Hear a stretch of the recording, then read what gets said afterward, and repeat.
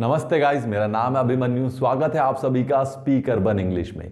Guys, आज के video में मैं आपको पढ़ाने वाला हूं 8 पार्ट्स ऑफ स्पीच। दोस्तों, आज हम जो हमारे 8 पार्ट होते हैं पार्ट्स ऑफ स्पीच के, यानी noun, pronoun, adjective and all, इन सब के बारे में दोस्तों एक ही वीडियो में पूरा डिटेल में पढ़ने वाले हैं। तो बहुत ही इंपॉर्टेंट वीडियो है गाइस उन स्टूडेंट्स के लिए जो एक अच्छी इंग्लिश ग्रामर सीखना चाहते हैं। ट्रस्ट मी गाइस, क्योंकि अगर आपको ये शब्द भेद यानी पार्ट्स ऑफ स्पीच नहीं पता तो ये बहुत ही ज्यादा बेसिक है इंग्लिश का। अगर आपको यही चीज ही नहीं आती होगी तो आप इंग्लिश आगे सीखने में आपको बहुत ज्यादा दिक्कत आने वाली है। तो मेरी रिक्वेस्ट है, इस वीडियो को ज्यादा से ज्यादा कोशिश करिए कि आप पूरा देख पाए, अदरवाइज आप टुकड़ों में इसे देख लीजिए, बट देखिएगा पूरा, क्योंकि सीखने को आपको बहुत कुछ मिलेगा। तो आइए गाइस, शुरू करते हैं इस वीडियो को। तो 8 पार्ट्स ऑफ स्पीच जो होते हैं दोस्तों, वो मैंने आपके सामने लिख दिए। अभी हम ये करके पढ़ेंगे इनके बारे में। देखिए, पहले आप ये जान लीजिए क्या होते हैं 8 पार्ट। ठीक है, पहला होता है आपका नाउन, सेकंड होता है प्रोनाउन, थर्ड होता है adjective, verb, adverb, preposition, conjunction और इंटरजेक्शंस। दोस्तों, ये आपके 8 पार्ट्स ऑफ स्पीच होते हैं। आज इस वीडियो में हम एक एक करके डिटेल में हर एक पार्ट ऑफ स्पीच के बारे में पढ़ने वाले हैं। तो आइए गाइस, शुरू करते हैं। सबसे पहला पार्ट ऑफ स्पीच है हमारा नाउन। तो अब पढ़ते हैं हम नाउन के बारे में। तो पहला सवाल दोस्तों मन में यही आता है कि नाउन यानी संज्ञा होता क्या है। दोस्तों, इसकी डेफिनेशन मैंने आपके सामने लिख दी। देखिए, noun is the name of a person, place और थिंग। दोस्तों, ये डेफिनेशन हमने बचपन से लेके पढ़ी है। जिन्होंने नहीं पढ़ी है तो मैं बता देता हूं।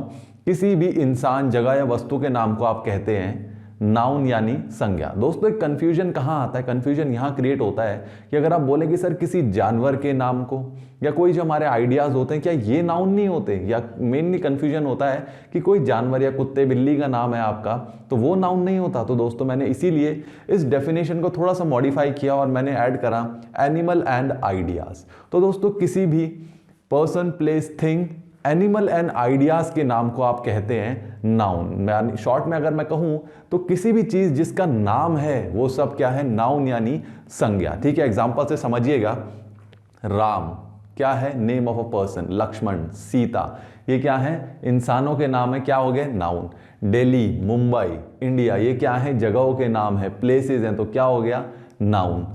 Table, chair, pen, pencil, shoes, ये सारे क्या हैं? जिनके नाम हैं, तो क्या हो गया? सारे आपके थिंग्स हैं, तो क्या हो गया? नाउन। इसी तरह दोस्तों, कुत्ते का नाम है, मान लीजिए टफी, या फिर हैंसी, या फिर लूसी, ये मान लीजिए किसी भी कुत्ते के नाम है, तो ये क्या हो गए? ये भी नाउन है। या फिर लव, लव है आपका, ये भी एक नाउन है। आगे जाके बताऊंगा कि कैसे कैसे ये नाउन हो रहे हैं, बट अभी आप ये ध्यान रखिए, जो भी चीज है इन पांचों में से, person, place, thing, animal and ideas, जिसका भी नाम है वो सब आपका नाउन होता है। ठीक है, अब देखिए, नाउन फर्दर जो है कितने टाइप्स के होते हैं? 6 टाइप्स के। कौन कौन से?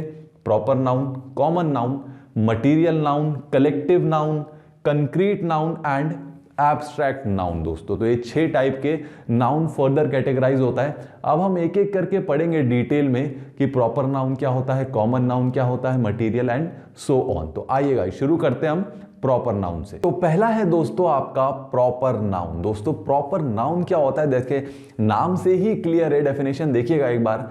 Name of a specific person, place, thing, animal and idea. Specific मतलब कोई भी चीज जो पर्टिकुलर आप बता रहे हो कि हाँ, ये इस चीज का नाम ये है, स्पेसिफिक हो रहा है। ध्यान रखिएगा, जोर दे रहा हूं वर्ड स्पेसिफिक पे। ठीक है, एग्जांपल से समझिए। राम, सीता, ये क्या है? स्पेसिफिक पर्सन है। ये एक लड़का है राम, तो इसका नाम राम है, तो क्या हो गया? स्पेसिफाई कर दिया हमने, निर्धारित कर दिया कि ये राम है, तो क्या हो गया? ये प्रॉपर नाउन।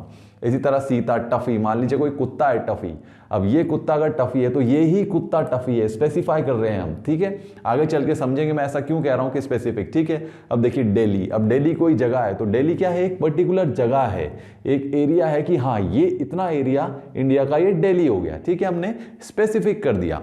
आगे मैंने लिखा रेनॉल्ड्स पेन, मान लीजिए पेन है और ये रेनॉल्ड्स का है। दोस्तों, यहां पे मैंने पेन नहीं बोला, मैंने रेनॉल्ड्स का पेन। तो किसका पेन? रेनॉल्ड्स का। आपने क्लैरिफाई कर दिया, स्पेसिफिक कर दिया कि रेनॉल्ड्स के पेन की बात हो रही है। तो जहां पे भी स्पेसिफिकेशन आ जाएगा प्रॉपर, वो होगा आपका प्रॉपर नाउन। दोस्तों, बहुत ही सिंपल है। ठीक है, अगला है आपका कॉमन नाउन। कॉमन नाउन क्या होता है दोस्तों? जातिवाचक। यहाँ पे दोस्तों ये जाति कास्ट नहीं है कि जनरल ऐसी ये ऐसा कुछ नहीं है। जाति मीन्स जो एक क्लास दिखा रहा है, कैटेगरी दिखा रहा है। आपकी डेफिनेशन से समझिए, name of a class of person, place, thing और एनिमल। दोस्तों मतलब क्लास, एक मैं आपको एग्जाम्पल से समझाता हूं। देखिए एग्जाम्पल है इसके, boys, girls, city, state, pen, fan. ठीक है दोस्तों, अब आप बोलेंगे सर कैसे, समझ नहीं आया। अब देखिए दोस्तों, मान लीजिए दो लड़के हैं, ठीक है, ये एक लड़का है राम और ये दूसरा लड़का है श्याम। तो अब आप बोलेंगे अब इनमें कॉमन क्या है दोस्तों? इन दोनों में क्या कॉमन है अगर मैं आपसे पूछूं? देखिए ये एक लड़का राम है, ये एक लड़का श्याम है, दोनों क्या हैं? लड़के हैं, यानी क्या है? दोनों बॉय। तो बॉयज क्या हो गया आपका? एक कॉमन नाउन। दोनों में हमने कॉमन देखा, दोनों की जाति क्या है? लड़के हैं। इसी तरह दो लड़कियां, मान लीजिए प्रिया और गीता। प्रिया और गीता में क्या समानता है? दोनों लड़कियां हैं, तो गर्ल क्या हो गया आपका? एक कॉमन नाउन। ठीक है दोस्तों, इसी तरीके से मान लीजिए तीन सिटी हैं आपकी, दिल्ली, मुंबई और चेन्नई। अब अगर मैं आपसे पूछूं कि तीनों में समानता क्या है? तीनों सिटी हैं, तीनों क्या है? सिटी। तो सिटी तीनों में समानता है, तो तीनों में क्या है समानता? सिटी। तो सिटी क्या है आपका? एक कॉमन नाउन। ठीक है दोस्तों, ध्यान रखिएगा। इसी तरह मैंने कहा स्टेट। अब तीन स्टेट हैं, मान लीजिए जम्मू कश्मीर है, हिमाचल प्रदेश और उत्तराखंड। अब तीनों में समानता क्या है? स्टेट है, तो स्टेट आपका कॉमन नाउन। इसी तरह मैंने दोस्तों यहां लिखा है पेन, यहां पे था रेनॉल्ड्स का पेन, यहां पे स्पेसिफाई कर दिया था प्रॉपर नाउन में, यहां पे पेन है।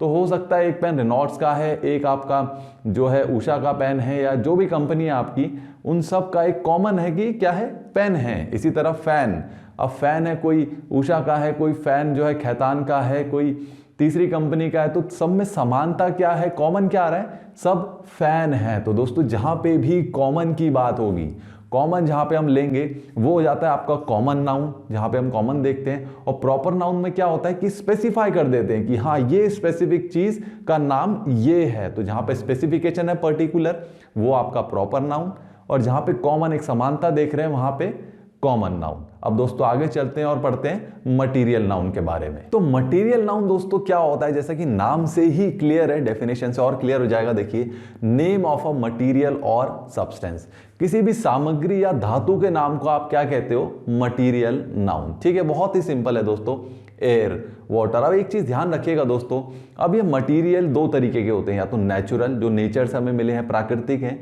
या फिर मैन मेड जो इंसान ने बनाए हैं। ठीक है, जैसा कि अगर नेचुरल की बात करूं, air, water, sunlight, salt, gold, silver, bronze, ये सारे क्या हैं? प्राकृतिक चीजें हैं, प्राकृतिक धातु हैं, सामग्रियां हैं। तो ये नेचुरल हो गए, आपके नेचुरल मटेरियल है। अब ब्रिक, सीमेंट, क्लॉथ, कपड़ा, ये ब्रिक यानी आपकी ईट, तो ये सारे क्या है? मैन मेड, ये इंसान ने बनाए हैं। ठीक है, इसके अलावा भी और है, तो ये मैंने एग्जांपल दिए। तो किसी भी मटेरियल या सब्सटेंस के नाम को आप क्या कहेंगे दोस्तों? Material noun. ठीक है, अगला है आपका कलेक्टिव नाउन, यानी समूहवाचक। कलेक्ट का मतलब कलेक्टिव, समूह, नाम से ही क्लियर है। जो समूह होगा, किसी भी चीज के समूह को आप क्या कहोगे? Collective noun. ठीक है, name of a group of creature, place और थिंग। जैसा कि मैंने आपसे कहा, ग्रुप ऑफ क्रीचर, दोस्तों क्रीचर में आपके इंसान भी आ गए और जानवर भी। ठीक है, तो किसी भी चीज का समूह है, ग्रुप है, तो वो क्या होगा आपका? Collective noun. एग्जांपल से समझिएगा, पीपल। पीपल क्या होते हैं दोस्तों? एक से ज्यादा अगर लोग हैं तो उन्हें आप पीपल कहते हैं। तो लोग 10, 20, 50, तो लोगों के ग्रुप को आपने क्या कहा? पीपल। इसी तरीके से फॉरेस्ट, फॉरेस्ट क्या है? ग्रुप ऑफ ट्रीज, प्लांट्स, तो जहां पे भी बहुत सारे पेड़ होते हैं, पेड़ पौधे, तो उन्हें क्या कहते हो आप? फॉरेस्ट। ठीक है, तो ये भी ग्रुप हुआ। आर्मी, आर्मी क्या है? सोल्जर्स होते हैं काफी सारे, तो सोल्जर्स के ग्रुप को आपने क्या कह दिया? आर्मी। ऑडियंस में क्या है? पब्लिक हो गई, खूब सारी पब्लिक है, मूवी देखने जाते हैं तो ऑडियंस है, तो खूब सारे लोग। क्लास होती है, क्लास में काफी सारे क्या होते हैं? स्टूडेंट्स। तो किसी भी चीज के ग्रुप को आप क्या कहते हो दोस्तों?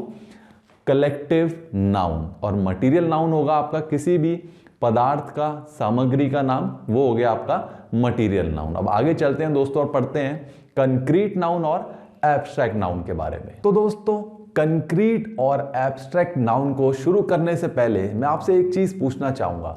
अगर मैं आपसे पूछूं कि इस दुनिया में किसी भी चीज का फिजिकल एग्जिस्टेंस है, यानी इस दुनिया में किसी भी चीज का अस्तित्व है, तो वो आपको कैसे पता चलता है?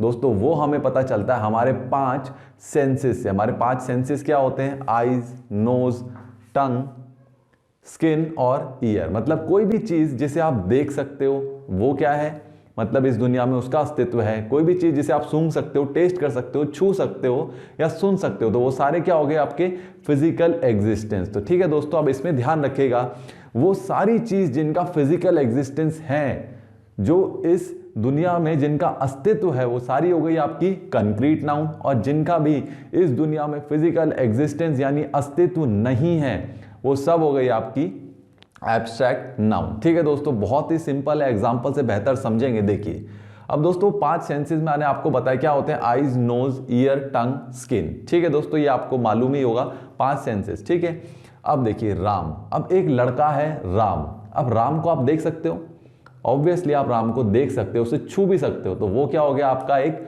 Concrete noun. इसी तरह कोई लड़की है अंकिता, अंकिता को भी आप देख सकते हो, छू सकते हो, तो वो क्या हो गई? आपकी एक कंक्रीट नाउन। ठीक है, इसी तरह कोई जगह है दिल्ली, या दिल्ली कहते हैं इंग्लिश में, तो दिल्ली है कोई जगह, तो दिल्ली को आप देख सकते हो ना, इजीली आप देख सकते हो, जा सकते हो वहां पे, तो वो क्या हो गया? आपका एक अगेन कंक्रीट नाउन। अब दोस्तों कोई चीज है ट्रूथ, ट्रूथ आप कहते हैं किसे? सच। अब सच हो गया आपका, सच को क्या आप देख सकते हो? क्या उसे सूंघ सकते हो? क्या सुन सकते हो आप सच को? या टेस्ट कर सकते हो या छू सकते हो स्किन से? नहीं कर सकते दोस्तों। तो क्या हो गया आपका ट्रूथ? एक एब्स्ट्रैक्ट नाउन। इसी तरह झूठ, लाई, ये क्या हो गया आपका? ये भी आपका एक एब्स्ट्रैक्ट नाउन हो गया। इसी तरह बर्थडे, ये भी आपका एक एब्स्ट्रैक्ट नाउन है, मैं आपको बताऊंगा कैसे। और ऑनेस्टी यानी ईमानदारी, ये भी आपका, ईमानदारी को आप छू देख नहीं सकते, तो क्या हो गया? वो भी एब्स्ट्रैक्ट नाउन। अब दोस्तों आपके दिमाग में एक सवाल ये आ सकता है कि मान लीजिए आप बोलेंगे सर कोई लड़का है और वो सच बोल रहा है, यानी ट्रूथ बोल रहा है, तो मैं उस लड़के को सुन पा रहा हूं, मैं सच सुन पा रहा हूं, तो ये ट्रूथ तो होना चाहिए कंक्रीट नाउन। बट दोस्तों अगर आप थोड़ा सा दिमाग पे जोर डालेंगे तो आप सुन तो पा रहे हो, तो क्या आप सच सुन पा रहे हो या आप उसकी आवाज सुन पा रहे हो? तो दोस्तों आप उसकी आवाज सुन रहे हो। क्या सुन रहे हो आप? उसकी आवाज यानी वॉइस। अब वो दोस्तों बोल रहा है सच या झूठ, वो अलग बात है, बट आप सुन तो उसकी वॉइस रहे हो, तो वॉइस क्या है? आपकी एक कंक्रीट नाउन हो गई। बट ट्रूथ और लाई, सच और झूठ, ये तो आप डिसाइड करोगे, बट इन्हें आप अपने 5 सेंसेस में से किसी एक से भी नहीं फील कर सकते, तो ये हो गए आपके दोनों एब्स्ट्रैक्ट नाउन। ठीक है दोस्तों, अब इसी तरीके से बर्थडे। अब दोस्तों कोई भी दिन है, चाहे मान लीजिए बर्थडे है या संडे, मंडे, ट्यूसडे, किसी भी दिन को, बर्थडे को क्या आप छू सकते हो? क्या आप बर्थडे को देख सकते हो या स्मेल कर सकते हो, टेस्ट कर सकते हो बर्थडे को? नहीं कर सकते दोस्तों। वो तो हम जिस दिन पैदा हुए उसे हमने एक नाम दे दिया कि ये हम पैदा हुए इस दिन, तो ये हो गया बर्थडे।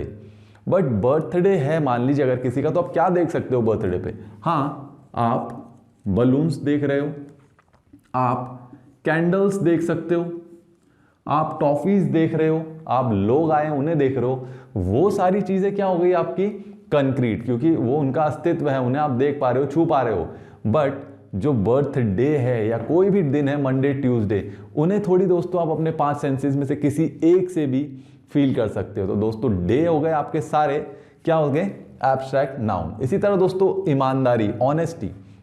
अब कोई इंसान ईमानदार है तो आप इंसान को देख रहे हो, बट ईमानदारी थोड़ी दिख रही है दोस्तों आपको।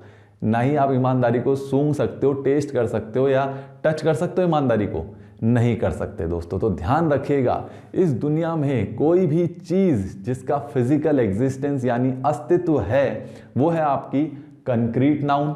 और कोई भी चीज जिसका फिजिकल एग्जिस्टेंस नहीं है, अस्तित्व नहीं है इस दुनिया में, वो हो गई आपकी एब्स्ट्रैक्ट नाउन। तो अगला पार्ट ऑफ स्पीच है गाइस आपका प्रोनाउन। अब दोस्तों प्रोनाउन क्या होता है? बहुत ही सिंपल है दोस्तों, देखिए डेफिनेशन देखिएगा। Pronouns are words used in place of noun, मतलब नाउन की जगह पे यानी संज्ञा की जगह पे यूज होने वाले वर्ड्स आपके होंगे प्रोनाउन। बहुत ही सिंपल है दोस्तों, देखिए एग्जांपल से देखिएगा। राम को देखो, राम एक अच्छा लड़का है। राम को पढ़ना पसंद है, राम गाना अच्छा गाता है। अब दोस्तों अगर आप ये एक पैराग्राफ मान लीजिए, या मैंने यहाँ पे 3 सेंटेंसेस लिखे हुए हैं, अगर आप इन सेंटेंसेस को इंग्लिश में लिखेंगे तो क्या लिखेंगे? Look at Ram, Ram is a good boy, Ram loves to study, Ram is good at singing. ठीक है दोस्तों, ये आपका इंग्लिश में इसका ट्रांसलेशन हो गया। बट दोस्तों यहाँ पे जो सेंटेंसेस आए इसमें बार बार हमने राम का नाम लिया है। बट अगर मैं ये कर दूं, देखिए लुक एट राम, इस राम की जगह अगर मैं लिख दूं he is a good boy, इस राम की जगह भी मैंने लिख दिया he loves to study, Ram is good at singing, इस राम की जगह पे भी he is good at singing. तो यहाँ पे दोस्तों अगर आपने देखा तो मैंने राम की जगह पर ही का यूज कर दिया। दोस्तों क्यों किया? क्योंकि इससे सेंटेंस बेटर हो चुका है और अच्छा लग रहा है। हिंदी में अगर मैं बात करूं तो देखो राम को देखो, राम एक अच्छा लड़का है, उसे पढ़ना पसंद है, उसे गाना गाना अच्छा लगता है। तो दोस्तों ये हमने उसे का यूज़ किया हिंदी में, और इंग्लिश में हमने ही का यूज़ किया। तो ही क्या है आपका दोस्तों? एक प्रोनाउन है। क्यों? क्योंकि ये राम की जगह पे यूज़ हुआ है। राम क्या है आपका? एक नेम ऑफ अ पर्सन यानी नाउन। तो दोस्तों राम की जगह पर, नाउन की जगह पर यूज होने वाला वर्ड आपका होगा प्रोनाउन। दोस्तों अब मान लीजिए तो 3 सेंटेंस थे, अब मान लीजिए आगे 10 सेंटेंसेस होते कि Ram loves to play cricket, Ram's father is a good man. तो आप बार बार राम राम बोलें, इससे बेटर है कि आपने एक बार अगर राम बोल दिया है तो ये अंडरस्टूड है कि राम के बारे में ही बात हो रही है। तो बार बार आपको राम लिखने की जरूरत नहीं है, बार बार आप राम की जगह पे क्या यूज करेंगे? प्रोनाउन। तो ये होता है दोस्तों आपका एक मैंने ओवरव्यू बता दिया प्रोनाउन का। अब हम पढ़ेंगे प्रोनाउन कितने टाइप्स के होते हैं। तो आइए दोस्तों अब हम देखते हैं टाइप्स ऑफ प्रोनाउन। तो पहला है दोस्तों आपका सब्जेक्टिव प्रोनाउन।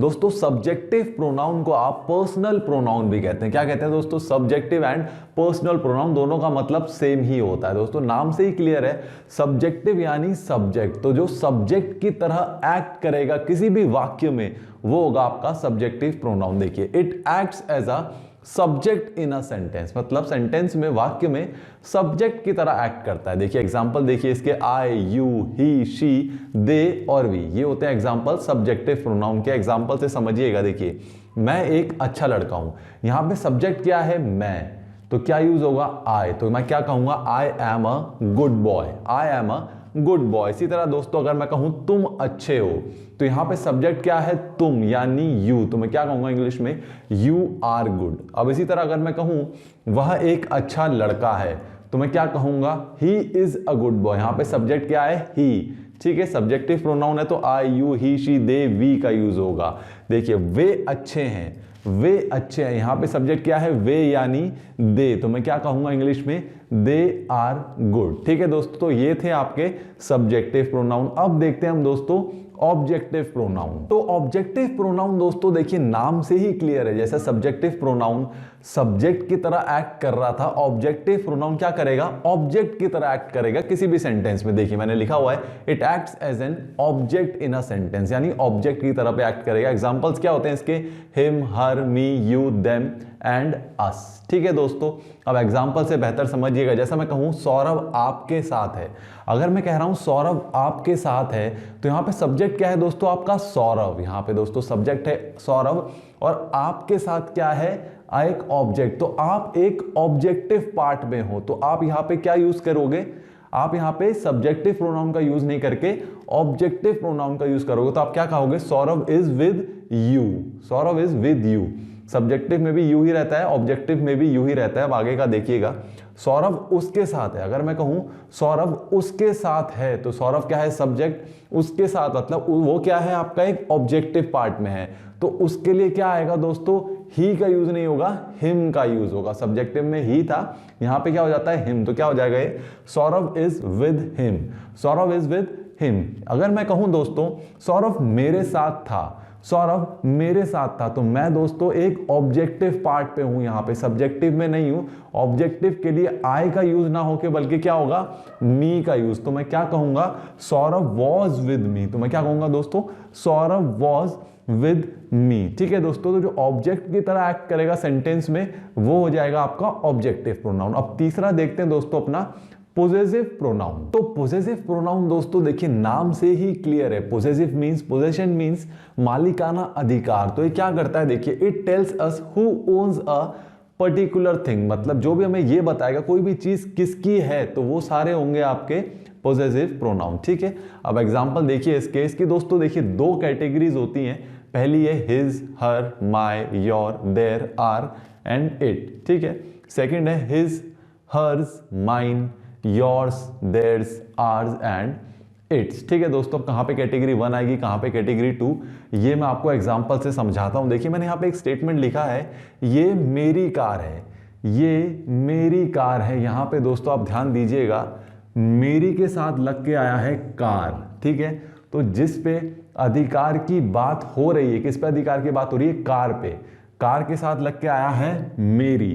तो यहां पे आप क्या लिखोगे इंग्लिश में से, दिस इज माई बुक। यहां पे कैटेगरी 1 का यूज होगा, माय आएगा। ठीक है, पर अगर मैं कह दूं ये कार मेरी है, ये कार मेरी है, यहां पे कार क्या है, पहले आया है, मेरी के साथ लगकर नहीं आया कार। तो दोस्तों ये ध्यान रखिएगा, जब भी मेरा मेरी के साथ लगकर नहीं आएगी वो चीज जिस पे अधिकार की बात हो रही है, तो आप क्या लिखोगे, यहां पे आप क्या लिखोगे, दिस कार इज दोस्तों माइन। यहां पे यूज होगा कैटेगरी 2 का, तो आप क्या कहोगे, दिस कार इज माइन। दोस्तों थोड़ा सा कंफ्यूजिंग हो सकता है आपके लिए, बिकॉज देखिए यहां पे मेरी के साथ लग के आया है कार, मतलब मेरा, मेरी, उसके के साथ अगर वो चीज लग के आए जिस पे अधिकार की बात हो रही है तो कैटेगरी 1 का यूज होगा। और मेरा, मेरी, उसका, उसकी, ये अगर अकेले आ रहा है, अकेले आ रहा है तो फिर क्या होगा, कैटेगरी 2 का यूज। ठीक है, अगर मैं कहूं ये मेरी किताब है, ये मेरी किताब है, तो यहां पे मेरी के साथ लग के आया किताब, तो मैं क्या कहूंगा, this is my book, this is my book. But अगर मैं कह दूं ये किताब मेरी है, तो मेरी के साथ किताब लगकर नहीं आया, मेरी अकेला आया, तो मैं क्या कहूंगा, कैटेगरी 2 का यूज। तो मैं क्या कहूंगा, this book is mine, this book is mine. या फिर दोस्तों मैं कहूं ये उसकी कार है, ये उसकी कार है, तो ये उसकी मैं क्या कहूंगा फिर, this is his car, this is his car. But अगर मैं कहूं ये कार उसकी है, ये कार उसकी है, तो मैं क्या कहूंगा, दिस कार इज हिज। दोस्तों यहां पे मैंने हिज का यूज क्यों किया, क्योंकि कैटेगरी 1 और कैटेगरी 2 दोनों में हिज सेम ही रहता है, हिज का हिज ही रहता है। और यूजुअली देखोगे दोस्तों, हर का क्या हुआ, हर्ज हो गया, माय का माइन हो गया, योर का योर्स, देयर का देयर्स, आर का आर्स, आगे आगे हमने एस लगा दिया है यूजुअली सबके आगे। बट दोस्तों एक चीज ध्यान रखिएगा, कंफ्यूज मत होइएगा कि इन एस के पहले अपोस्ट्रोफी नहीं लगता दोस्तों। क्यों, क्योंकि प्रोनाउन में जब भी आप पोजीशन दिखाते हैं, वैसे अगर आप देखोगे, अगर मैं कहूं प्रियाज होम, मैं देखो यहां पे लिखता हूं PRIYA अपोस्ट्रोफी एस और होम, इसमें मैं क्या कर रहा हूं, पोजीशन दिखा रहा हूं, तो मैं कह रहा हूं प्रिया का घर, या मैं कहूं राम की कार, तो मैं क्या कहूंगा, Ram's car, Ram apostrophe S car.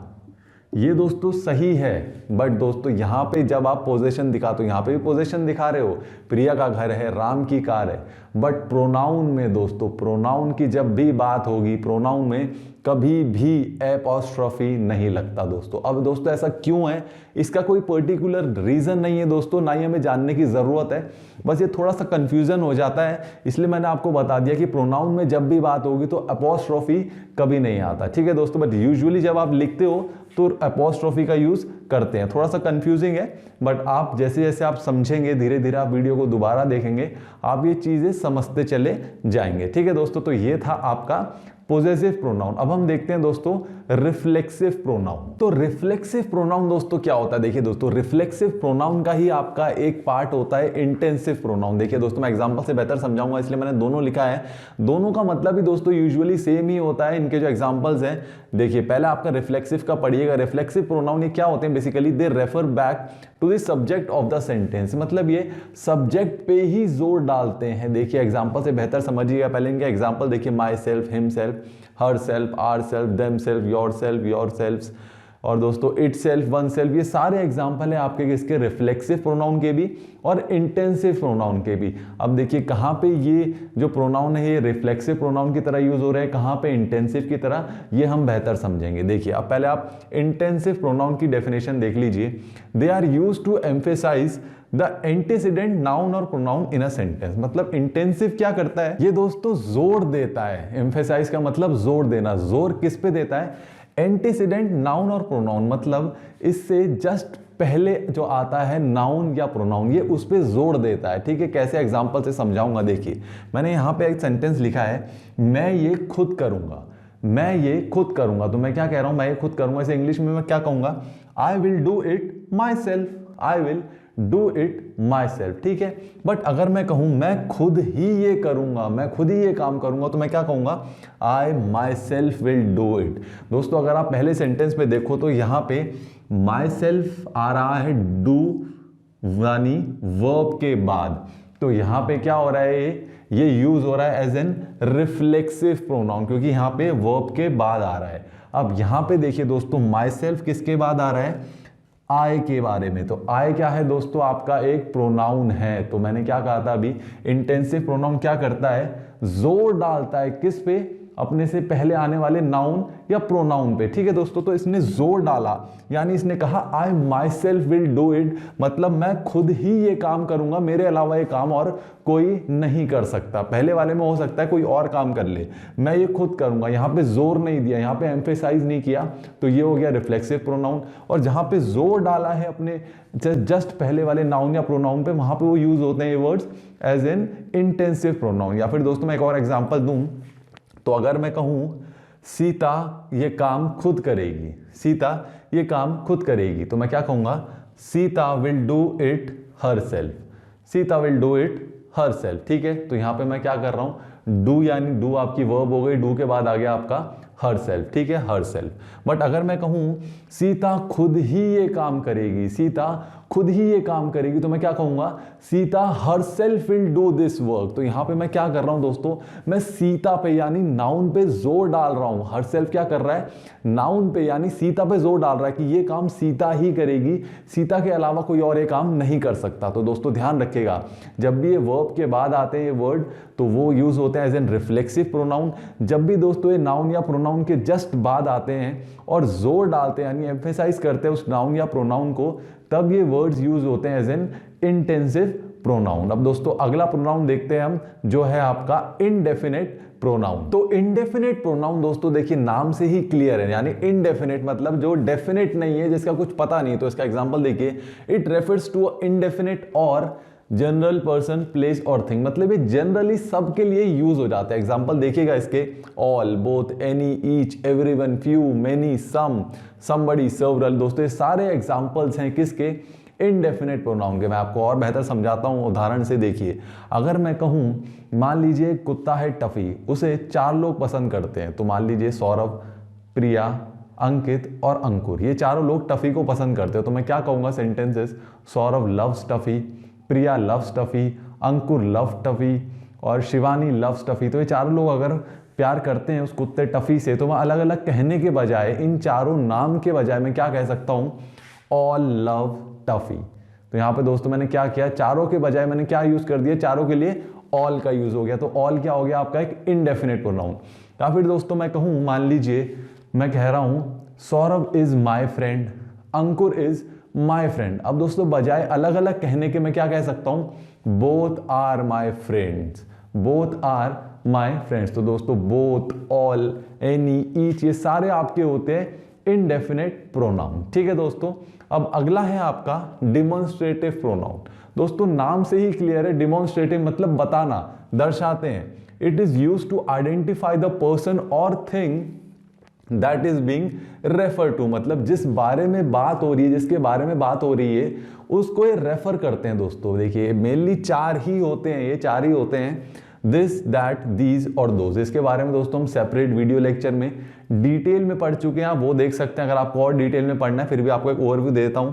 अगर जैसे मैं कहता हूं this is a book, book क्या है आपकी, एक नाउन है, तो दिस क्या कर रहा है, बुक को पॉइंट आउट कर रहा है, रेफर कर रहा है कि हाँ वो book, this is a book. या फिर मैं कहूं that is my car, that is my car, तो वो कार मेरी है, तो मैं पॉइंट आउट कर रहा हूं, मतलब रेफर कर रहा हूं उस कार को, ठीक है दोस्तों। या फिर मैं कहूं these are people, these are people, तो दोस्तों ये क्या करते हैं, बेसिकली डेमोन्स्ट्रेटिव प्रोनाउन ये रेफर करते हैं, ठीक है दोस्तों। तो ये थे आपके इंडेफिनिट प्रोनाउन और डिमॉन्स्ट्रेटिव प्रोनाउन। दोस्तों लास्ट आपका जो प्रोनाउन है वो है आपका इंटेरोगेटिव प्रोनाउन। तो इंटेरोगेटिव प्रोनाउन दोस्तों जैसा नाम से ही क्लियर है, इंटेरोगेटिव मींस प्रश्नवाचक। तो दोस्तों जो प्रोनाउन प्रश्न पूछेंगे वो होंगे सारे आपके इंटेरोगेटिव प्रोनाउन। देखिए दे आस्क क्वेश्चंस। दोस्तों एक चीज बता देता हूं कि जो क्वेश्चंस होते हैं इनके जो आंसर्स होते हैं यूजुअली क्या होते हैं, या तो नाउन होगा या तो प्रोनाउन होगा, यानी संज्ञा होगा आंसर या सर्वनाम होगा। क्या कह रहा हूं एग्जांपल से बेहतर समझाऊंगा। पहले देखिए वर्ड्स क्या होते हैं,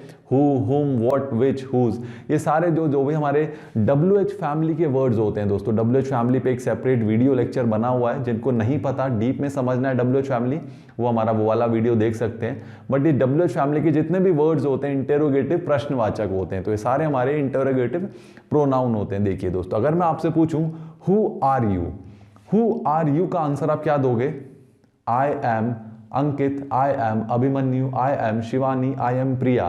तो ये अभिमन्यु, शिवानी, प्रिया ये क्या है, नाउन है। तो मैंने अब आपको बताया कि आंसर क्या होता है इन क्वेश्चंस का, यूजुअली नाउन या प्रोनाउन, ठीक है। या फिर मैं कहूं whom do you live with, whom do you live with, तो आप क्या कहोगे answer, I live with Priya, I live with Ankit. तो दोस्तों ये अगेन क्या है, नाउन है, प्रिया, अंकित, ठीक है। What is your name, अगर मैं आपसे पूछूं What is your name, तो आप क्या कहोगे, My name is Abhimanyu, My name is Aditya, My name is अमन। तो दोस्तों ये आदित्य, अमन, अभिमन्यु ये क्या है, नेम ऑफ अ पर्सन, यानी ये भी क्या है, नाउन। तो दोस्तों ये थे आपके जो प्रश्न पूछेंगे वो हो जाएंगे सारे आपके इंटेरोगेटिव प्रोनाउन। तो अगला पार्ट ऑफ स्पीच है गाइस आपका एडजेक्टिव्स। दोस्तों एडजेक्टिव क्या होते हैं, विशेषण कहते हैं आप इन्हें हिंदी में। दोस्तों नाम से ही क्लियर है, विशेषण मींस जो विशेषता बताएगा, किसकी, दोस्तों नाउन या प्रोनाउन की। डेफिनेशन देखिएगा, एडजेक्टिव्स आर द वर्ड्स और clauses that tells us the quality of noun और प्रोनाउन और provide some additional information about them. दोस्तों ये वर्ड्स भी हो सकते हैं और क्लॉजेस भी हो सकते हैं। अब क्लॉजेस क्या होता है, इस पे सेपरेट वीडियोस बने हुए हैं, आप वो देख सकते हैं, फिर भी शॉर्ट में बता देता हूं। ग्रुप ऑफ वर्ड्स को आप कहते हैं क्लॉजेस। तो एडजेक्टिव्स यानी विशेषण क्या है, या तो एक शब्द होगा या शब्दों का समूह होगा जो हमें विशेषता बताएगा, किसकी, संज्ञा की और सर्वनाम की, या संज्ञा या सर्वनाम के बारे में कुछ अतिरिक्त सूचना देगा, ठीक है दोस्तों। या तो क्वालिटी बताएगा, सूचना देगा। एग्जांपल से बेहतर समझिएगा। देखिए मैंने लिखा है शुभम इज क्लेवर, शुभम चालाक है दोस्तों। तो यहां पे क्लेवर जो वर्ड है आपका ये क्या कर रहा है, आपको क्वालिटी बता रहा है, किसकी, शुभम की, कि शुभम क्या है, चालाक है। तो क्लेवर क्या हो गया आपका एक एडजेक्टिव। क्यों, इसने क्वालिटी बताई किसकी, शुभम की। शुभम क्या है, एक नेम ऑफ अ पर्सन यानी नाउन, ठीक है दोस्तों। अब एक चीज ध्यान रखिएगा, क्वालिटी हमेशा पॉजिटिव हो ऐसा जरूरी नहीं होता दोस्तों। क्वालिटी पॉजिटिव भी हो सकती है और नेगेटिव भी, ठीक है दोस्तों। क्वालिटी क्वालिटी होती है, पॉजिटिव भी नेगेटिव भी। अगर मैं मान लीजिए शुभम इज क्लेवर की जगह कर दूं शुभम इज कावर्ड, मान लीजिए, कावर्ड का मतलब होता है गाइस डरपोक। तो अगर मैं कह दूं शुभम डरपोक है, तो डरपोक भले ही नेगेटिव क्वालिटी है बट है क्वालिटी दोस्तों। तो ये भी कावर्ड भी क्या हो गया आपका एक एडजेक्टिव, क्योंकि इसने भी विशेषता बताई है किसकी, शुभम की। इसी तरह दोस्तों अगला है ही इज स्ट्रॉन्ग, वो मजबूत है, स्ट्रॉन्ग है यानी मजबूत है। तो यहां पे स्ट्रॉन्ग क्या कर रहा है, क्वालिटी बता रहा है किसकी, ही की। ही क्या है दोस्तों, आपका एक प्रोनाउन है। तो मैंने आपको डेफिनेशन में बताया है कि या तो नाउन की क्वालिटी बताएगा शुभम, या तो प्रोनाउन ही, शी, इट, दे।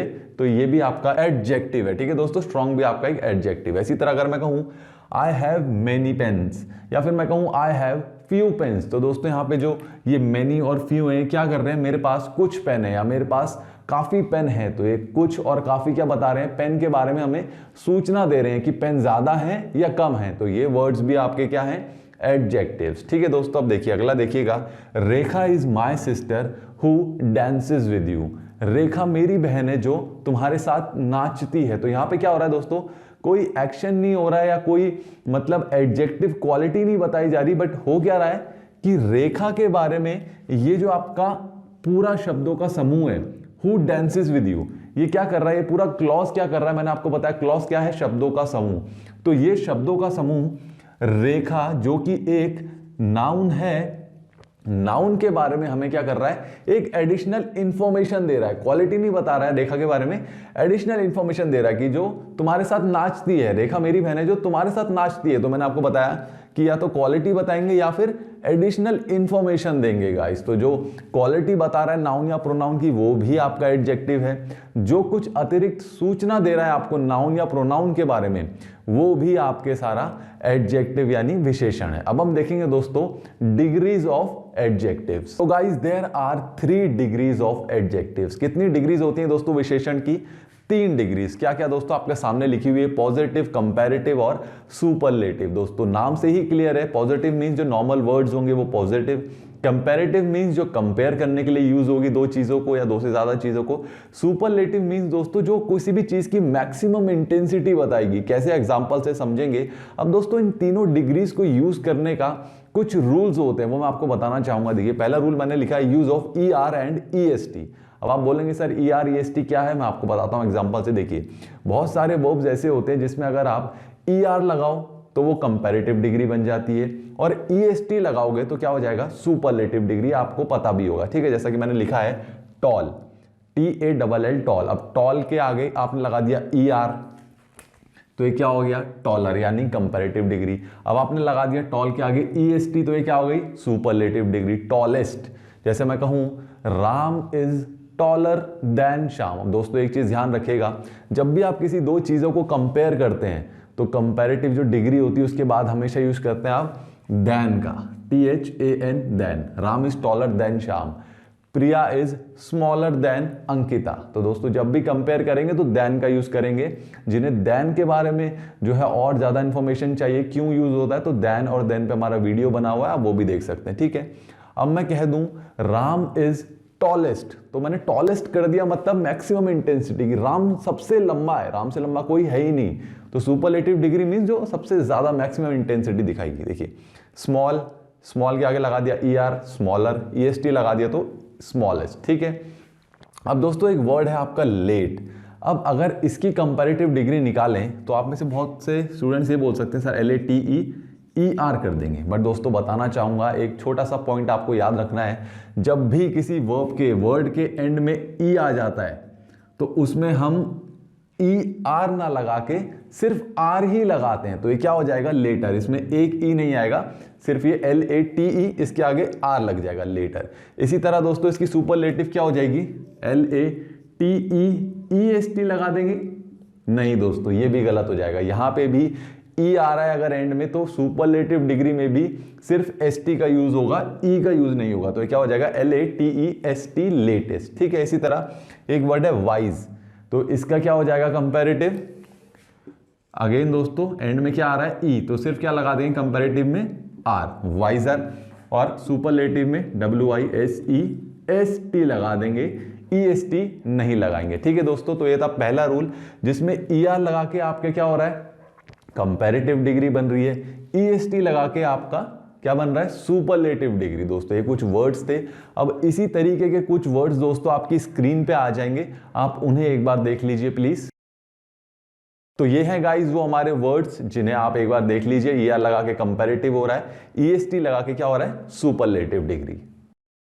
अगला जो रूल है दोस्तों आपका वो मैंने आपके सामने लिख दिया। देखिए दोस्तों थोड़ा सा कंफ्यूजिंग है, थोड़ा सा मैं आपको बता देता हूं और अच्छे से देखिए।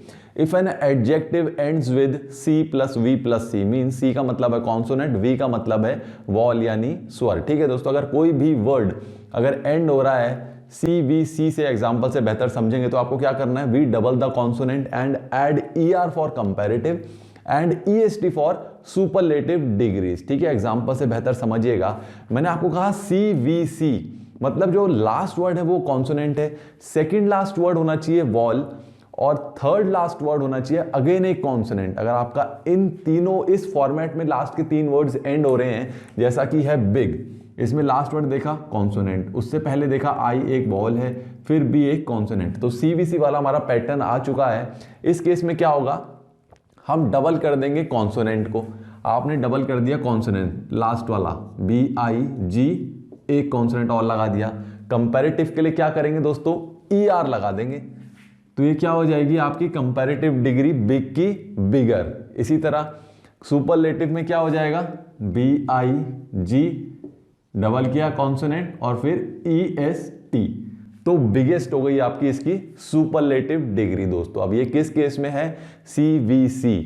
लास्ट के 3 वर्ड्स देखने हैं, कॉन्सोनेंट वॉल कॉन्सोनेंट, अगर इस फॉर्मेट में है तो क्या हो जाएगा आपका कॉन्सोनेंट लास्ट वाला डबल, कंपैरेटिव के लिए ER और सुपरलेटिव के लिए EST। जैसा कि हॉट आपने देखा लास्ट क्या है कॉन्सोनेंट, उससे पहले वाला देखा wall O, H again consonant, आप क्या कर दोगे HOTT ER for comparative and HOTT EST for superlative. इसी तरह थिन कॉन्सोनेंट वॉल कॉन्सोनेंट, हमारी पॉलिसी फॉलो हो गई, आपने क्या कर दिया THINNER लास्ट वाले को कर दिया डबल और THINNEST थिनेस्ट, ये हो गया आपका सुपरलेटिव डिग्री। ठीक है दोस्तों, बहुत ही सिंपल है। अब अगला रूल देखिए दोस्तों, when adjective words and with consonant plus y, C plus y means consonant plus y, मतलब लास्ट वर्ड है आपका y, उससे जस्ट पहले वाला वर्ड आपका एक कॉन्सोनेंट है यानी व्यंजन है। ठीक है दोस्तों, तो आपको क्या करना है, वी ड्रॉप y, मतलब जो लास्ट वाला y है उसे हम हटा देंगे and add IER for comparative and IEST for superlative degrees. Example से समझिएगा, देखिए आपने देखा वर्ड डर्टी, लास्ट वाला क्या है, एक y है, लास्ट y है, उससे जस्ट पहले क्या है कॉन्सोनेंट, T क्या है आपका एक कॉन्सोनेंट है, तो आप क्या करोगे, वी ड्रॉप y, मतलब आप y हटा दोगे, तो आप क्या करोगे DIRT आपने लिख दिया। कंपैरेटिव के लिए क्या लगा देंगे, y हटा के IER, तो लगा दिया IER, तो ये क्या हो गया डर्टियर। ठीक है दोस्तों, तो आपकी इसकी कंपैरेटिव डिग्री डर्टी की क्या हो जाएगी डर्टियर। इसी तरह सुपरलेटिव DIRT, y हटाया क्या लगा देंगे IEST डर्टीएस्ट। ठीक है दोस्तों, तो डर्टीएस्ट हो गई आपकी सुपरलेटिव डिग्री किन वर्ब्स की, किन वर्ड्स की, जिसके लास्ट में y है उससे जस्ट पहले एक कॉन्सोनेंट है। ठीक है, इसी तरह अगली लास्ट में y है उससे जस्ट पहले l है, l एक आपका कॉन्सोनेंट है, तो आप क्या करोगे y को हटा दोगे, UGL क्या लगा दोगे, सुपरलेटिव में IER UGL IEST इन सुपरलेटिव डिग्रीज। ठीक है, इसी तरह प्रिटी का क्या हो जाएगा, y हटा के प्रिटियर PRETT IER हो जाएगा कंपैरेटिव में, और PRETT IEST हो जाएगा आपका सुपरलेटिव डिग्री में। तो दोस्तों ये चीज आपको ध्यान रखनी है, CVC वाला फॉर्मेट है तो आप क्या करेंगे, और C प्लस Y वाला फॉर्मेट है तो आपको क्या करना है। अब देखते हैं दोस्तों आपका अगला रूल। तो अगला जो रूल है दोस्तों आपका वो है आपका मोर एंड मोस्ट वाला रूल। इसमें क्या होता है दोस्तों, ऐसे जो वर्ब्स होते हैं इनमें आपका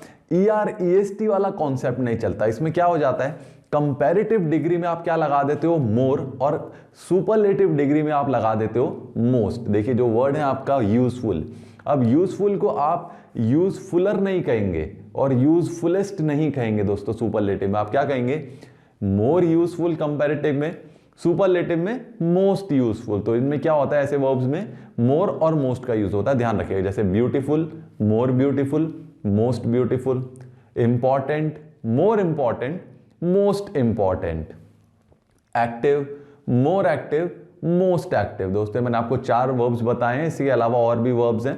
ठीक है, अब अगला जो रूल है दोस्तों आपका वो है इररेगुलर पैटर्न। दोस्तों नाम से ही क्लियर है, जिसमें कोई भी आपका रेगुलर पैटर्न होगा ही नहीं, ना तो ER EST वाला कॉन्सेप्ट चलेगा, ना ही आपका ये मोर और मोस्ट वाला आपका कॉन्सेप्ट चलेगा। ये एकदम ही अलग होते हैं। इसका जो नॉर्मल वर्ड होगा, पॉजिटिव जो डिग्री होगी वो अलग होगी, कंपैरेटिव एकदम ही अलग हो जाएगी, और सुपरलेटिव एकदम ही अलग। देखिए गुड, गुड की कंपैरेटिव हो गई बेटर, सुपरलेटिव हो गई बेस्ट। तो देखिए इन तीनों में कोई भी रेगुलर पैटर्न ही नहीं है, ये अलग हो गई, ये अलग ही हो गई। जैसे बैड का हो गया वर्स, एकदम ही अलग है, वर्स का वर्स्ट हो गया सुपरलेटिव बैड का, तो एकदम ही अलग हो रही है। लिटिल लेस लीस्ट एकदम ही अलग है, फार फारदर फारदेस्ट। ठीक है दोस्तों, तो ये थे आपके दोस्तों रूल्स जो मैंने आपको बताया एडजेक्टिव्स में। दोस्तों आप कैसे कैसे रूल करेंगे, ER EST कहाँ लगेगा, consonant plus wall plus consonant वाला रूल कहाँ लगता है, कॉन्सोनेंट प्लस वाई वाला रूल, मोर एंड मोस्ट वाला रूल, और लास्ट था आपका ये जो इर्रेगुलर पैटर्न है जिनमें कोई रूल चलता ही नहीं है। तो ये था दोस्तों आपका एडजेक्टिव्स के बारे में। तो अगला पार्ट ऑफ स्पीच है गाइस आपका वर्ब। दोस्तों बहुत इंपॉर्टेंट पार्ट ऑफ स्पीच है।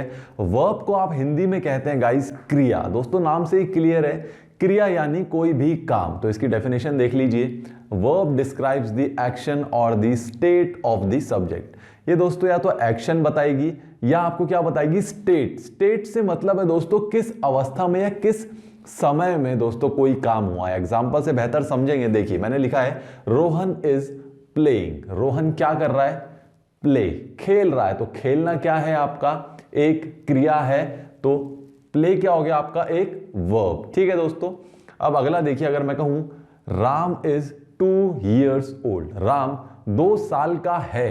कब है, वर्तमान में, आज में। ये हमें कैसे पता चला, इज से दोस्तों, इज।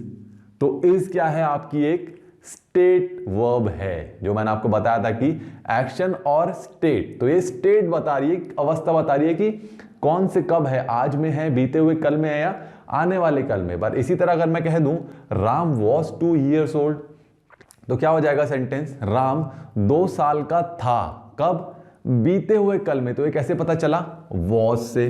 ठीक है दोस्तों, तो ये सारे आपकी स्टेट वर्ब्स हैं। जैसा मैं कहूं अगर Ram will be 2 years old, Ram 2 साल का होगा।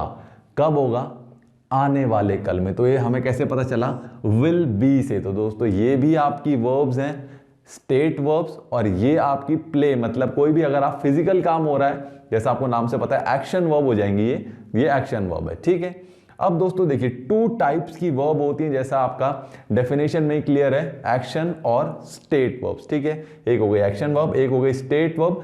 स्टेट वर्ब को आप स्टेटिव वर्ब भी कहते हैं। ठीक है दोस्तों, अब एग्जांपल देखिएगा। अब एक्शन तो दोस्तों कोई भी एक्शन है, दौड़ना, उछलना, कूदना, खाना पीना, रन, सिट, क्लाइंब, क्रॉल, कुछ भी चीज, कोई भी एक्शन जहां पे बॉडी मूव कर रही है आपकी, वो सारे आपके एक्शन वर्ब होते हैं। अब दोस्तों स्टेटिव क्या हो गया, नाम से क्लियर है, स्टेटिव मतलब ये इसमें एक्शन नहीं होगा। जैसा मैं कहूं थिंक, अगर आप कुछ सोच रहे हैं, थोड़ा सा कंफ्यूजिंग हो सकता है, अगर आप मान लीजिए बैठ के कुछ सोच रहे हैं, तो दोस्तों यहाँ पे आपका ना हाथ मूव हो रहा है, ना पैर हिल रहे हैं, आप सिर्फ बैठे हुए हैं और आप सिर्फ सोच रहे हैं माइंड में। बट दोस्तों आपका दिमाग काम कर रहा है।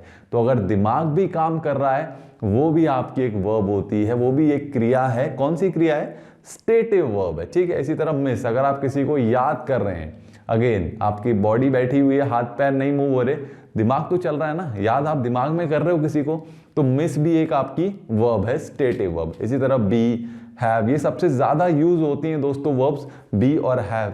इसी तरह दोस्तों एक कंफ्यूजन देखिए कहां होता है, अगर मैं कहूं I have a small family, I have a small family, तो मैंने यहां पे क्या किया, मैं कोई काम नहीं कर रहा हूं, कोई बॉडी मूवमेंट नहीं हो रही, मैंने सिर्फ सिंपल एक इंफॉर्मेशन दिखाई है।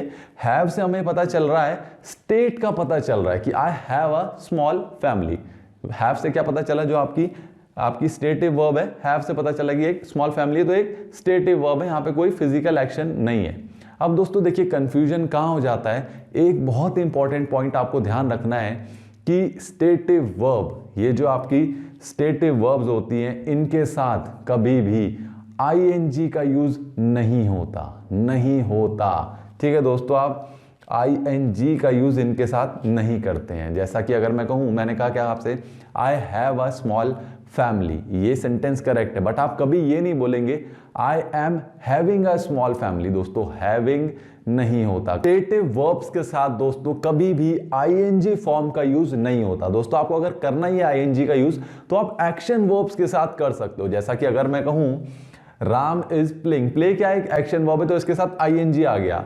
I am jumping. जंप क्या हो गया, एक फिजिकल वर्क हो रहा है, तो फिजिकल वर्क एक्शन वर्ब्स के साथ आप आईएनजी का यूज कर सकते हो, बट स्टेट वर्ब्स जो होती है उनके साथ आप आईएनजी का यूज नहीं करते दोस्तों। तो आगे चलते हैं दोस्तों और पढ़ते हैं मेन वर्ब और हेल्पिंग वर्ब के बारे में। दोस्तों देखिए, मेन वर्ब क्या होती है, आपकी एक्शन वर्ब, जो मैं आपको बता रहा था, उठना, खेलना, कूदना, नाचना, गाना, ये सारे आपके क्या है, एक्शन वर्ब, जहां पे भी एक्शन कर रहे हो, मूवमेंट कर रहे हो।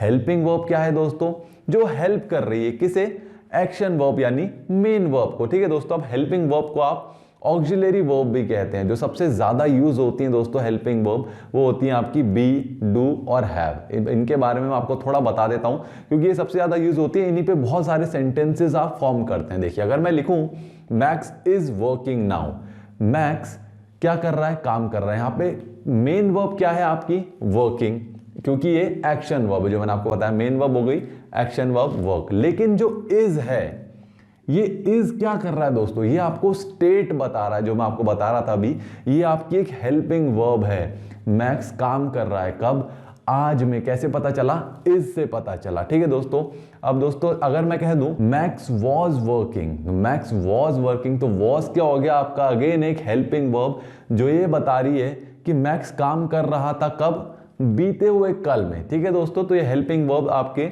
एक रोल है, जो मैंने आपको बताया कि हेल्पिंग वर्ब कैसे हेल्प करती है मेन वर्ब को।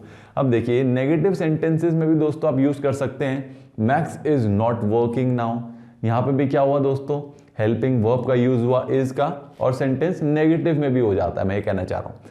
अब देखिए, इंटेरोगेटिव सेंटेंसेस में भी आप हेल्पिंग वर्ब्स का यूज कर सकते हो। कैसे, इज मैक्स वर्किंग नाउ, क्या मैक्स काम कर रहा है, इज मैक्स वर्किंग नाउ, तो यहां पे भी इज का यूज हुआ दोस्तों, जो कि एक हेल्पिंग वर्ब है। अब दोस्तों ये इज जो है, ये आपकी टू बी जो है, या बी मैं कहूं, या बी या टू बी की ही एक फॉर्म है इज। ठीक है दोस्तों, तो इसलिए हमने यहां पे इज का यूज किया। अब दोस्तों आप डू का यूज, जो डू हमारी सेकंड हेल्पिंग वर्ब है, इसका यूज कैसे कर सकते हो। देखिए, अगर नेगेटिव सेंटेंस में देखें तो I don't play football every Sunday, मैं हर संडे को फुटबॉल नहीं खेलता, तो यहां पे डू का नेगेटिव क्या हो गया, डोंट। तो यहां पे भी डू क्या है, एज एन हेल्पिंग वर्ब है। ठीक है, क्योंकि यहां पे मेन वर्ब क्या है, प्ले, खेलना। अब अगर इंटेरोगेटिव सेंटेंसेस में देखें तो कैसे हो जाएगा, do you play football every Sunday, do you play football every Sunday. तो मैं यहां पे क्या कर रहा हूं, डू यू पूछ रहा हूं आपसे, तो इंटेरोगेटिव सेंटेंसेस में भी डू का यूज आप ऐसे कर सकते हो। ठीक है, अब दोस्तों अगला सेंटेंस देखिए, अब हैव का यूज देखिएगा। We have visited London 3 times, we have visited London 3 times. ठीक है, अब यहां पे दोस्तों अगर मान लीजिए हेल्पिंग वर्ब हैव नहीं होती, अब हेल्पिंग वर्ब को आप छुपा दीजिए, तो सेंटेंस क्या हो जाएगा, we visited London 3 times, we visited London 3 times. दोस्तों अगर आप यहां पे देखोगे तो इस सेंटेंस से ये लग रहा है कि मतलब मैं 3 बार लंदन गया हूं, कब, पिछले महीने या पिछले साल, मतलब एक एक्सपीरियंस की, एक पिछले कुछ लिमिटेड टाइम के एक्सपीरियंस की बात हो रही है। वी विजिटेड लंदन 3 टाइम्स, तो यहाँ पे मैं क्या कर रहा हूँ, मतलब क्या लग रहा है सेंटेंस में, अगर हैव हटा दिया तो एक मतलब पर्टिकुलर टाइम ड्यूरेशन में आप 3 बारी लंदन गए हो। बट अगर मैं ये कहूँ we have visited London 3 times, तो इसमें हैव का यूज हुआ हेल्पिंग वर्ब का, तो क्या हो रहा है, अब यहाँ पे बात एक लिमिटेड टाइम की नहीं, यहाँ पे क्या हो रहा है कि मैं अपनी पूरी जिंदगी में, पूरे लाइफ का एक्सपीरियंस आप बता रहे हो कि मैं अपनी पूरी जिंदगी में 3 बारी लंदन गया हूँ। तो दोस्तों ये भी आपका रोल होता है हैव का। ठीक है दोस्तों, कैसे, हैव अगर आप नहीं लगाओगे तो वो सेंटेंस का मीनिंग चेंज हो जाता है। या फिर अब दोस्तों अगला यूज देखिएगा, अब जैसे मैं कहूं वी हैव अ कार, यहां पे दोस्तों मेन वर्ब क्या है, अब आप बोलोगे सर कुछ भी नहीं, हैव तो एक हेल्पिंग वर्ब है। बस दोस्तों बताना चाहूंगा, ये बहुत ही इंपॉर्टेंट पॉइंट है, यहां पे आपकी मेन वर्ब है हैव। हैव का यूज दोस्तों कुछ केसेस में एज अ मेन वर्ब भी होता है, क्योंकि यहां पे अगर आप देखोगे तो वी हैव अ कार, मतलब हमारे पास एक कार है, तो यहां पे हैव क्या कर रहा है, ओ की जगह, मतलब OWN जो हम कहते हैं ओ, तो वी ओ अ कार अगर मैं बोलूं, या वी हैव अ कार, दोनों का मतलब सेम ही है। तो हैव क्या कर रहा है, ओ की जगह पे आया है, तो सेम मीनिंग दे रहा है। तो हैव का यूज दोस्तों एज एन मेन वर्ब भी होता है कुछ केसेस में दोस्तों। वैसे तो हेल्पिंग वर्ब की ही तरह यूज होगा, बट कुछ केसेस ऐसे होते हैं जहां पे ये एज अ मेन वर्ब भी एक्ट करता है। तो ये चीज भी आपको ध्यान रखनी है। अब देखते हैं दोस्तों कुछ हम हेल्पिंग वर्ब्स जो प्रेजेंट, पास्ट और फ्यूचर की यूज होती हैं, फ्यूचर की होती हैं। ठीक है दोस्तों, देखिए प्रेजेंट हेल्पिंग वर्ब्स आपकी कौन कौन सी हैं? Is, am, are, has, have, has been, have been, do, does, can, should, must. दोस्तों ये कैन, शुड, मस्ट ये सारे आपके मॉडल्स होते हैं। इनके बारे में हम पहले भी डीप में पढ़ चुके हैं। जिन्हें पढ़ना है वो हमारा मॉडल्स वाला वीडियो लेक्चर भी देख सकते हैं। ठीक है, अब देखिए पास्ट हेल्पिंग वर्ब्स क्या होती हैं दोस्तों? Was, were, did, had been, could have. दोस्तों कुड हैव, अगेन मॉडल्स आ चुके हैं आपके। Should have, must have, etcetera. दोस्तों ये आपकी हैं पास्ट की हेल्पिंग वर्ब्स। अब फ्यूचर की हेल्पिंग वर्ब्स क्या है दोस्तों? Will have to. इसी तरीके से दोस्तों ये सारी जो हेल्पिंग वर्ब्स है ये एक बार आप दोबारा देख लीजिए कि प्रेजेंट में कौन सी हेल्पिंग वर्ब्स यूज हो रही हैं, पास्ट में कौन सी यूज हो रही है और फ्यूचर में कौन सी यूज हो रही है। अब हम देखते हैं दोस्तों कुछ एग्जाम्पल सेंटेंसेस इन्हीं हेल्पिंग वर्ब से रिलेटेड। तो ये हैं गाइस वो कुछ एग्जाम्पल सेंटेंसेस जो मैंने आपके सामने लिख दिए। देखिए राम इज प्लेइंग फुटबॉल। दोस्तों यहां पे राम क्या कर रहा है? यहां पे मेन वर्ब क्या है आपकी? प्ले, यानी खेलना। ये आपकी मेन वर्ब हो गई। इस क्या है दोस्तों? हेल्पिंग वर्ब जो हमें ये बता रही है कि राम कब खेल रहा है फुटबॉल? प्रेजेंट में। दोस्तों कैसे पता चला? इस से। ठीक है दोस्तों, अब इसी तरह मैं कहूं I was listening to music, मैं गाने सुन रहा हूं या था? दोस्तों था। कैसे पता चला? क्योंकि वॉज आ चुका है। So I was listening to music. या फिर मैं कहूं he will become a scientist, कब बनेगा वो साइंटिस्ट? आने वाले कल में। कैसे पता चला? विल बी के थ्रू। ठीक है दोस्तों, अब मैं कहूं राम इज टॉकिंग विद अंकित, राम किससे बात कर रहा है या था? कर रहा है। दोस्तों कैसे पता चला? इससे। ठीक है दोस्तों, अगर मैं कहूं Harry is in Mumbai, Harry कहां है? मुंबई में।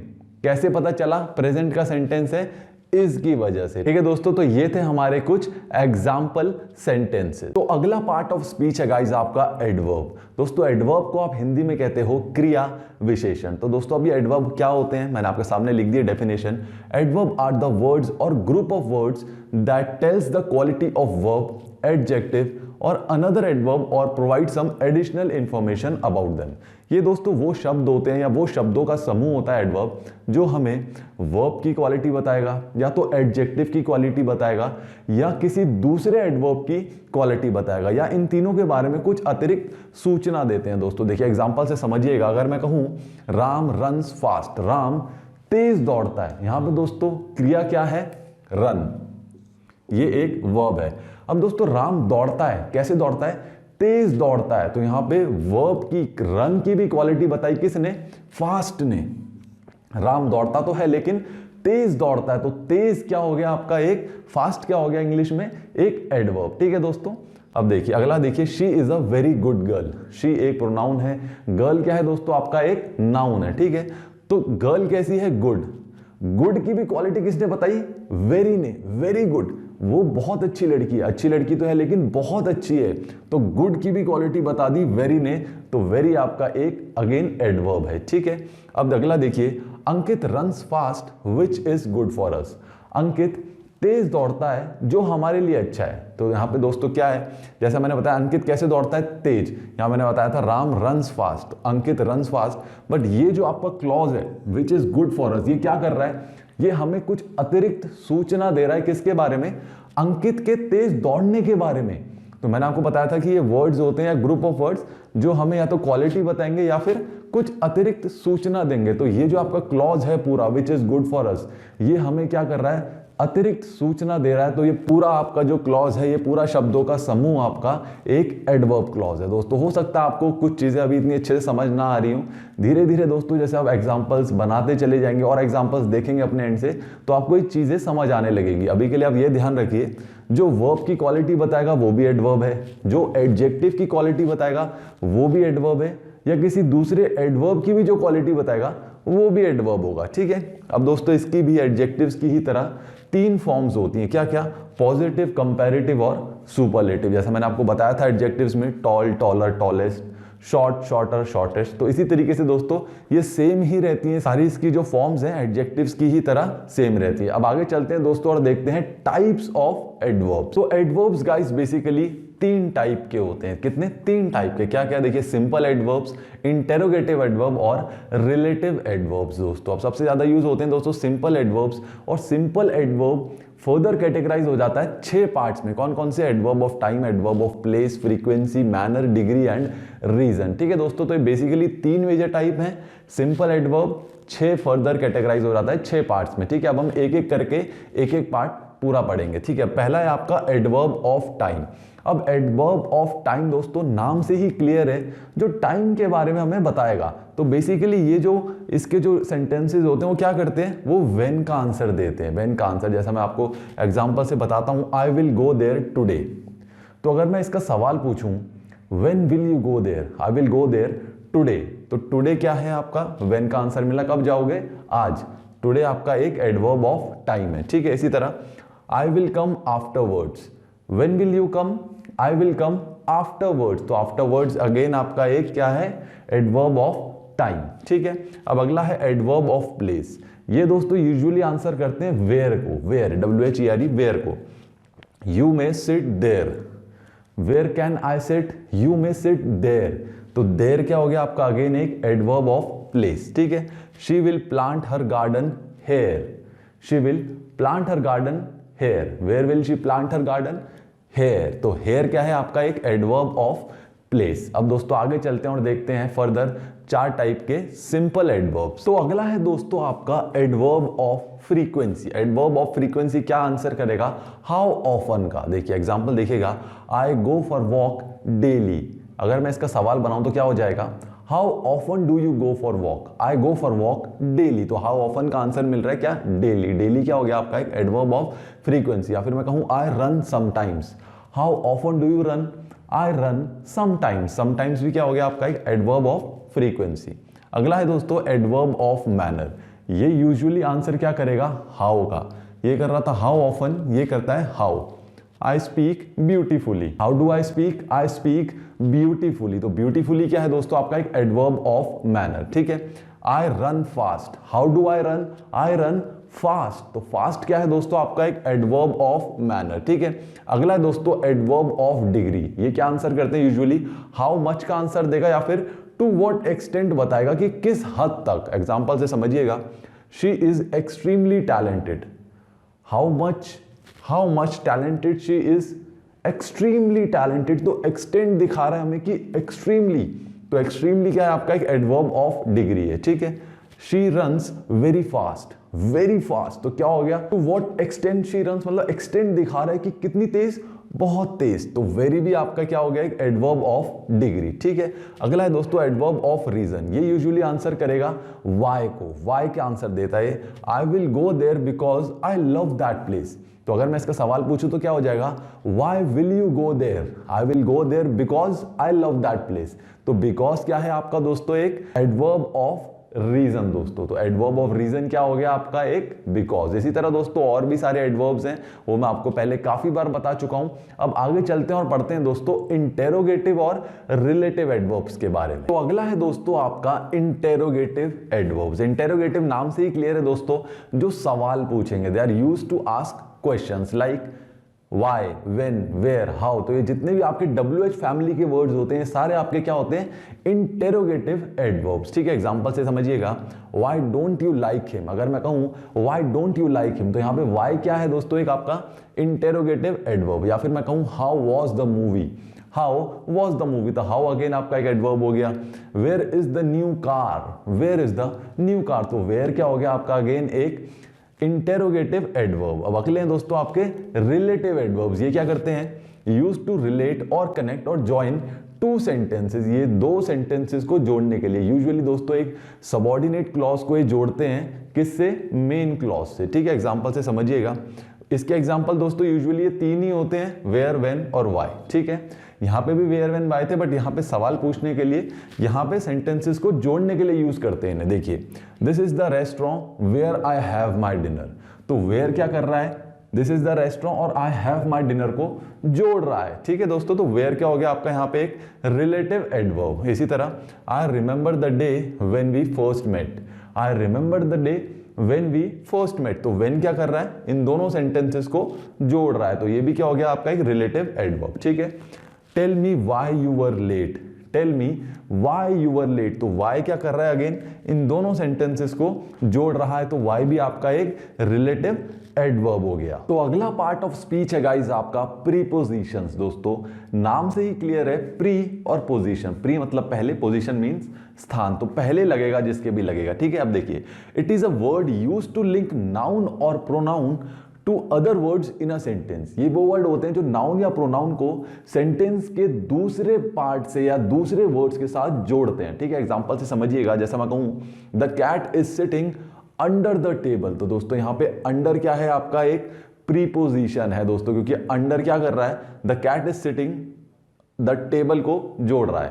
अगर अंडर ना होता तो क्या हो जाता, the cat is sitting the table. तो ये कोई सेंस नहीं बन रहा था, फर्स्ट पार्ट सेकंड पार्ट से कनेक्ट नहीं हो पाता अगर अंडर नहीं आता। तो ये क्या करते हैं दोस्तों, लिंकिंग वर्ड्स होते हैं बेसिकली, ठीक है। तो अंडर क्या है, आपका एक प्रीपोजिशन। इसी तरह दोस्तों अब देखेंगे आगे टाइप्स ऑफ प्रीपोजिशंस। तो दोस्तों 3 टाइप के आपके बेसिकली प्रीपोजिशंस होते हैं। पहला टाइप है आपका व्हेन, जो मैं आपको अभी बता रहा था एडवर्ब में कि व्हेन क्या होता है, प्रीपोजिशन ऑफ टाइम। तो व्हेन का जो आंसर देगा वो हो जाएगा आपका प्रीपोजिशन ऑफ टाइम। जैसा इसके एग्जांपल होते हैं in, on, at, before, after. जैसा अगर मैं कहूं my birthday falls in March, my birthday falls in March, तो अगर मैं इसका सवाल बनाऊं तो क्या हो जाएगा, when my birthday falls in March, ठीक है। तो व्हेन का आंसर मिला, तो क्या हो गया आपका एक इन, एक प्रीपोजिशन ऑफ टाइम। अगला है दोस्तों आपका my vacation ends on Monday, my vacation ends on Monday, when my vacation ends on Monday. तो ऑन क्या हो गया आपका, अगेन एक प्रीपोजिशन, ठीक है। It gets cold at night, it's get cold at night, when it gets cold at night. तो at क्या हो गया आपका, अगेन प्रीपोजिशन ऑफ टाइम। तो अगला टाइप है दोस्तों आपका वेयर। वेयर क्या होता है दोस्तों, प्रीपोजिशन ऑफ प्लेस, मतलब किस जगह पे, ठीक है। एग्जांपल से समझिए, इसके एग्जांपल्स होते हैं under, above, in, on, at. दोस्तों कुछ एग्जांपल्स मैंने लिखे हुए हैं, इसके अलावा बहुत सारे आपके प्रीपोजिशंस होते हैं, ठीक है। देखिए the books are on the table, where are the books, on the table. तो ऑन क्या हो गया आपका एक preposition of place. The plane is just below clouds, कहां पे है plane, where is the cloud, where is the plane, below clouds, just below clouds. तो बिलो आपका अगेन हो गया एक प्रीपोजिशन ऑफ प्लेस, ठीक है दोस्तों। अब अगला है आपका इन विच डायरेक्शन, या फिर कहते हैं आप प्रीपोजिशन ऑफ डायरेक्शन, जो हमें क्या बताएगा, नाम से क्लियर है, डायरेक्शन बताएगा, ठीक है। इसके एग्जांपल्स होते हैं to, into, of, from. Example देखिए, he went up the hill. अगर मैं कह रहा हूं he went up the hill, तो हमें डायरेक्शन पता चल रही है कि where he went up the hill. तो अप क्या हो गया आपका एक प्रीपोजिशन ऑफ डायरेक्शन। तो अगला पार्ट ऑफ स्पीच है गाइस आपका कंजंक्शन। दोस्तों कंजंक्शन क्या होता है, it is a word that joins words और सेंटेंसेस। बहुत ही सिंपल है दोस्तों, जो दो वर्ड्स को या दो सेंटेंसेस को ज्वाइन करेगा वो वर्ड होगा आपका एक कंजंक्शन, ठीक है दोस्तों। एग्जांपल देखिए, Ram and Lakhan are brothers. तो दोस्तों यहां पे राम एंड लखन को क्या जोड़ा, एंड ने जोड़ा, तो एंड क्या है आपका एक कंजंक्शन, ठीक है। इसी तरह two and two makes four, तो एंड अगेन क्या हो गया आपका एक कंजंक्शन, ठीक है दोस्तों। और बेहतर समझेंगे आगे के एग्जांपल्स से। देखिए मैंने यहां पे लिखा है Sachin is a good batsman, Saurabh is a good batsman, ठीक है दोस्तों। अब यहां पे मैंने दो सेंटेंसेस लिखे हुए हैं, Sachin is a good batsman, Saurabh is a good batsman. तो दोनों को अगर हम ज्वाइन करना चाहे तो हम क्या लिख सकते हैं, Sachin and Saurabh are good batsman, ठीक है दोस्तों। तो यहां पे क्या हुआ, एंड आया और सचिन एंड सौरभ का जो दो सेंटेंसेस थे वो एक हो गया एंड के थ्रू। तो एंड आपका एक कंजंक्शन है, क्यों, क्योंकि इसने दो सेंटेंसेस को ज्वाइन कर दिया है, ठीक है। अगला देखिएगा, the man is rich, the man is honest. यहां पे दो सेंटेंसेस है, the man is rich, the man is honest. अब इन दोनों को अगर हम जोड़ना चाहें तो क्या यूज होगा, कंजंक्शन का। The man is rich but honest, the man is rich but honest. तो यहां पे बट क्या है आपका एक कंजंक्शन। अब दोस्तों आगे चलते हैं और देखते हैं और टाइप्स के कंजंक्शंस। तो मेनली दोस्तों जो आपके कंजंक्शंस यूज होते हैं वो होते हैं आपके 7 कंजंक्शंस होते हैं। क्या क्या मैंने आपके सामने लिखे हैं, देखिए, फॉर, एंड, नॉर, बट, और, येट, एंड, सो। ये 7 कंजंक्शंस ही सबसे ज्यादा यूज होते हैं दोस्तों इंग्लिश में। अब इन सातों को याद करने का सबसे सिंपल सा तरीका है, देखिए दोस्तों, फॉर का आपने लिख दिया एफ, एंड का ए, नॉर का N, B O Y S. दोस्तों हर एक वर्ड का पहला आपने लेटर लिख दिया तो ये क्या बन गया, फैन बॉयज। तो आप इसे ऐसे भी ध्यान रख सकते हो, फैन बॉयज, ठीक है। तो fan for, and, nor, but, और, येट एंड सो। ठीक है दोस्तों, अब कुछ एग्जाम्पल सेंटेंसेस हम देख लेते हैं ताकि आपको ये चीजें और बेहतर समझ आए। देखिए, I drank some water for I was thirsty. For क्या हो गया आपका एक कंजंक्शन। ठीक है, he was tired and hungry, and क्या हो गया आपका एक कंजंक्शन, दो सेंटेंसेस को जोड़ रहा है। I can't swim nor can I dance, मैं स्विम भी नहीं कर सकता और मैं डांस भी नहीं कर सकता, तो नॉर क्या हो गया आपका एक कंजंक्शन। ठीक है, डू यू वॉन्ट टी और कॉफी, और क्या हो गया आपका अगेन एक कंजंक्शन। ठीक है दोस्तों, I ran fast yet I came last, I ran fast yet I came last, तो येट क्या हो गया आपका अगेन एक कंजंक्शन। तो लास्ट पार्ट ऑफ स्पीच है गाइस आपका इंटरजेक्शंस का। इंटरजेक्शंस क्या होते हैं guys? They are used to express sudden feeling और इमोशंस दैट अगर due to sudden joy, grief और सरप्राइज, मतलब ये सडन फीलिंग्स जो आ जाती है ना आपकी, मतलब आप कभी चौंक गए या बहुत ही सैड हो गए, तो एग्जांपल से बेहतर समझिएगा। देखिए, एक्सप्रेशंस ऑफ जॉय, जॉय में जो आपके सडन एक्सप्रेशंस आते हैं वो क्या होते हैं? जैसे हुर्रे, हम बोलते हैं ना hurray we won the match, तो हुर्रे क्या है? एक सडन फीलिंग आई खुशी की, तो सडन फीलिंग क्या है आपकी? एक इंटरजेक्शन। ठीक है दोस्तों, मैं कहूँ wow wonderful, thanks a lot man, thanks a lot, ऐसे हम बोलते हैं, तो ये क्या है? सारे सडन हमारे रिएक्शंस आते हैं, फीलिंग्स आती है, इमोशंस आते हैं, ये सारे आपके इंटरजेक्शंस होते हैं। जैसे कि एक्सप्रेशंस ऑफ ग्रीफ देखिए, अब जैसे बोलते हो so sorry, oh no, how sad, oh my God, तो ये सारे क्या है दोस्तों? एक्सप्रेशंस ऑफ ग्रीफ यानी इंटरजेक्शंस है। एक बहुत ही इंपॉर्टेंट चीज है दोस्तों, जब भी आप ये इंटरजेक्शंस लिखते हैं, हर वर्ड के बाद आप लगाते हैं एक्सक्लेमेशन मार्क। वो क्या होता है? एक सीधा डंडा, उसके नीचे बिंदु। जिन्हें नहीं पता, जिन्हें हमें पंक्चुएशन मार्क्स के बारे में ज्यादा जानकारी चाहिए, वो हमारा पंक्चुएशन मार्क्स वाला वीडियो देख सकते हैं। ठीक है, अब सरप्राइज के क्या आपके वर्ड्स होते हैं? What, amazing, fantastic, wow. ठीक है दोस्तों, देखते रहिए, हर वर्ड के बाद मैंने एक्सक्लेमेशन मार्क निकाला है, और ये क्या होते हैं दोस्तों? बेसिकली सडन फीलिंग, सारी सडन फीलिंग्स है। वाओ, कोई आपको गिफ्ट दे तो वाओ मैन, तो वाओ क्या एक सडन फीलिंग आती है खुशी की। अब कभी मिस्टेक हो जाए, आपसे गलती हो जाए, तो क्या बोलते हैं हम? Oh, oops, oh no, so shit, oh my God. तो दोस्तों ये सारे आपके मिस्टेक के एक्सप्रेशंस है। तो दोस्तों सडन फीलिंग्स या सडन इमोशंस जो आएंगे हमारे, वो सारे आपके होते हैं इंटरजेक्शंस। तो ये था गाइस हमारा आज का वीडियो, जिसमें हमने पढ़ा दोस्तों 8 पार्ट्स ऑफ स्पीच के बारे में। तो बहुत ही इंपॉर्टेंट वीडियो था गाइस ये उन स्टूडेंट्स के लिए जो एक अच्छी इंग्लिश ग्रामर सीखना चाहते हैं। तो आई होप दोस्तों आपको ये वीडियो पसंद आई होगी और आपने इस वीडियो से भी कुछ ना कुछ जरूर सीखा ही होगा। तो मिलते हैं गाइस अगले वीडियो में एक नए टॉपिक के साथ, तब तक के लिए नमस्कार, धन्यवाद।